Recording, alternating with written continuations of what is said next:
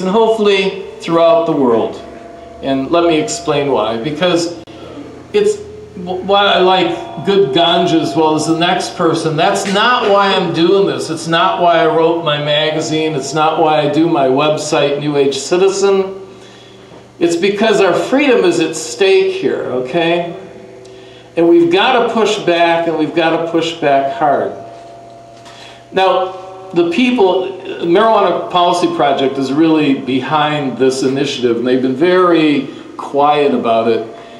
But I don't consider the Marijuana Policy Project to be a real honest broker of policy change, you know, because I have been in the faces of these people for 20 years saying, you know, can't you give me some money? I'm fairly eloquent, I know how to speak well, I know what I'm talking about, to concurrently drive for legal marijuana for adults, you know, to get beyond the medical marijuana. Now, over the years, I've come up with a model that I call it the MERP Project, and it's kind of a contraction of the Marijuana Relegalization Policy Project. And it's a very simple concept. What I think needs to happen is every adult over 18 should be able to grow up to 100 marijuana plants, okay? 100 marijuana plants. The government cannot interfere in any way as far as taxation or regulation. It does not preclude the government from issuing commercial licenses. So it's best by example to explain how this would work. Now, on the streets today, good marijuana hydro is going anywhere from let's say $300 to $600 an ounce, okay? Now, I know a lot of growers in Ann Arbor, and I also know that it only costs, I don't know if you guys know this, it only costs $20 to grow the best Northern Lights, the best skunk, the best white rhino. I don't know what you guys like to smoke, but it only costs $20 an ounce to grow this stuff, you know? These guys are making a lot of money. And again, it's not that I care whether you smoke or not. But what's going on is best exemplified with what happened just the other day in Las Vegas. A 7-year-old American was kidnapped by the Mexican drug cartel, okay? Because the child's grandfather had stolen $3 to $5 million from the cartel. So we really thought for sure this kid was going to be found with his head missing somewhere, you know, which would have been quite tragic. But what's happening today is the cartels are beginning to get into this country. They're in 42 of the 50 states. They're the MS-13. These are very violent gangs, and they're beginning to get their claws into this country. And it needs to be stopped.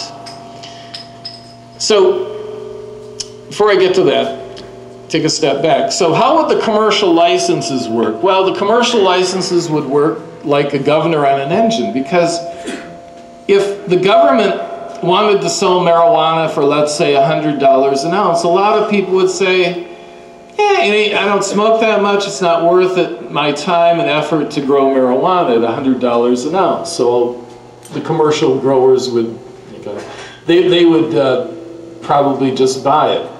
But if the government was greedy, which the government normally is greedy, and they said, well, you know, we'll allow you to buy it for $500, $600 an ounce, I think most Americans would say, well, fuck you, I'll just grow it myself. So that's how the MERP model really works. It's pretty simple. The reason I'm pushing the MERP model is that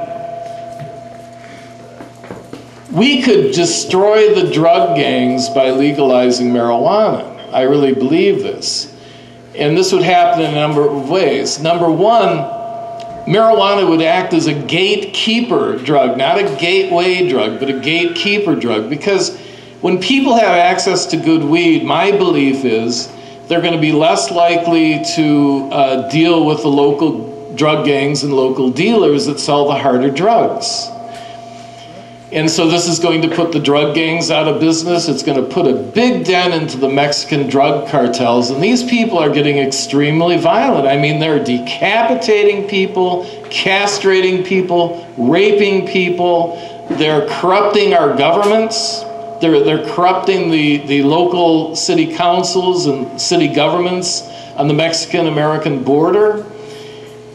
And it's ridiculous because we're spending like $20–30 billion a year with the DEA and law enforcement.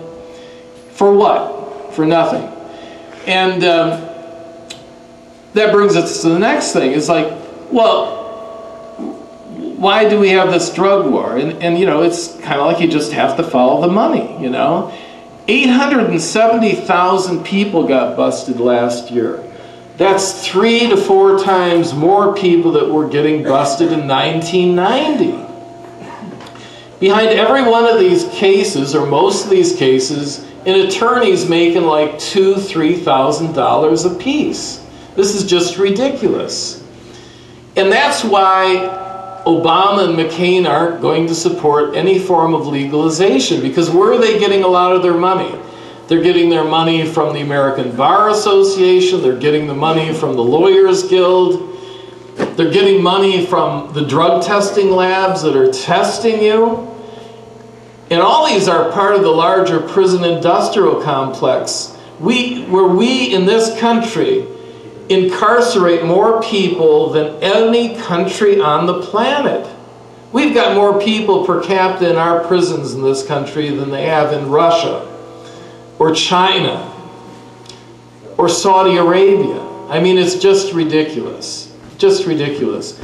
So what I'm telling people, I guess I can conclude this here, is that, you know, this November, I really, everybody get out there and, you know, don't vote for Obama or McCain. You can write me in, I'm Bruce Cain.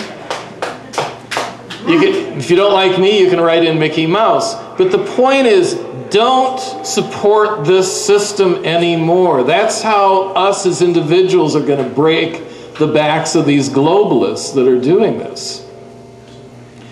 And then in 2009, what we need to do is we need to develop a huge coalition of Americans that are going to work to get our freedoms back in this country, because, baby, we are losing our freedoms faster than any of you probably are aware.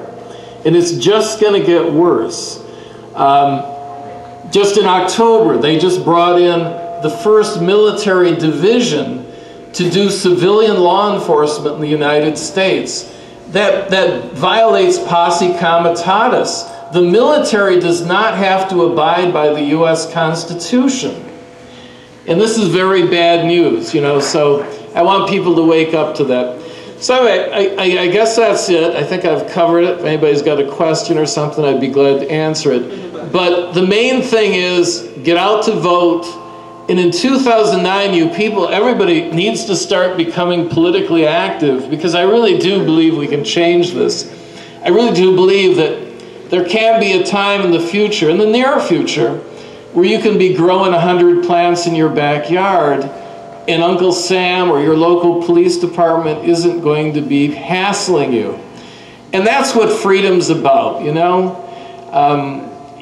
We should all be able to engage in whatever consensual activities that we want to engage in, whether it's has to do with your sex partner, the drugs that you put into your body, or whatever. That's America. What Clinton and Bush and Reagan and now either Obama or McCain are going to do is they're going to push us towards a fascist government, and it's up to us to stop it. So anyway, that's my message tonight. I'm Bruce Cain. Thank you very much.